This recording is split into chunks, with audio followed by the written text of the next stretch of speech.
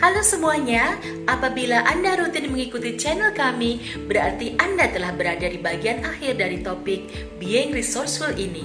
Selamat untuk Anda. Dan bagi Anda yang baru saja bergabung, Anda masih bisa mengikuti topik ini di video-video kami sebelumnya.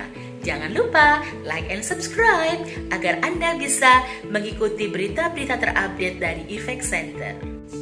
Nah, langkah kelima atau yang terakhir yang menyatukan semuanya untuk menjadi resourceful adalah resourcefulness habits.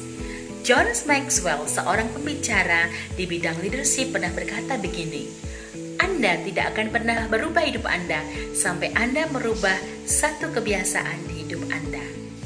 Rahasia kesuksesan terletak di rutinitas Anda pada kebiasaan yang Anda lakukan sehari-hari. Berikut adalah kebiasaan-kebiasaan yang akan membantu kita untuk menjadi resourceful. Kebiasaan pola pikir. Biasakan membaca buku dan belajar dari orang-orang yang bisa menginspirasi. Kebiasaan membaca ini banyak dilakukan oleh tokoh-tokoh yang telah berhasil. Bill Gates misalnya. Beliau memastikan untuk membaca satu buku dalam satu minggu. Jadi, 50 buku habis dia baca dalam 1 tahun. Yang kedua, kebiasaan praktikal. Biasakan untuk memanfaatkan apa yang ada di sekitar kita. Atur jadwal sehari-hari, rapikan barang-barang di sekitar kita.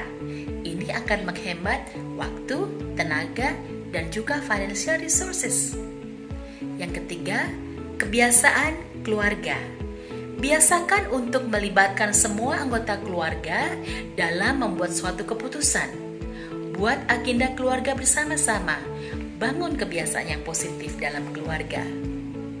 Yang keempat, kebiasaan hidup sehat. Terapkan kebiasaan hidup sehat seperti memasak sehat dan berolahraga yang mudah dan murah untuk dilakukan agar tidak ada alasan untuk tidak melakukannya. Yang kelima, kebiasaan finansial. Biasakan untuk mengolah keuangan yang ada dengan membuat budgeting. Sesuaikan dengan pemasukan dan kebutuhan Anda. Dan masih banyak lagi kebiasaan-kebiasaan baik lainnya yang bisa Anda mulai bangun dari sekarang. Pada suatu ketika di negeri Cina, hiduplah seorang panglima yang juga ahli memanah. Pada suatu hari, dia memerintahkan anak buahnya untuk menyiapkan papan panah dan 100 anak panah karena dia ingin mempertontonkan kehebatannya di hadapan rakyatnya. Maka hari yang dinanti-nantikan tiba. Rakyat berduyun-duyun ingin menyaksikan kehebatan panglima pujaan mereka. Satu persatu anak panah melesat dari busur yang ada di tangan sang panglima. Angin bertiup sangat kencang waktu itu, tapi tak satu pun anak panah yang meleset dari sasaran. Seakan anak-anak panah itu mempunyai mata sehingga tahu harus kemana mereka bergerak. Kemudian rakyat menyambut keberhasilan sang panglima dengan gemuruh sorak-sorai pujian. Sampai tiba-tiba seorang kakek penjual minyak tiba-tiba berdiri dan berkata, "Hai semua, panglima memang hebat, tapi itu hanya karena masalah kebiasaan kok." Semua yang hadir di situ tercengang dan terkejut mendengar perkataan sang kakek. Berani sekali kakek itu meremehkan keahlian sang panglima.